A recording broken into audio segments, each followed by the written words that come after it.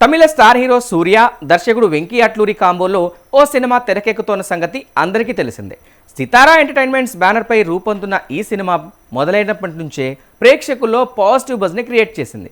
దీనికి ప్రధాన కారణం వెంకీ అట్లూరి గతంలో తెరకెక్కించిన సార్, లక్కీ భాస్కర్ లాంటి సక్సెస్ఫుల్ మూవీస్ అనే చెప్పాలి. అందుకే ఈ సూర్య వెంకీ కాంబినేషన్ కూడా తప్పకుండా హిట్ అవుతుందని ట్రేడ్ వర్గాలు అంచనా వేస్తున్నాయి.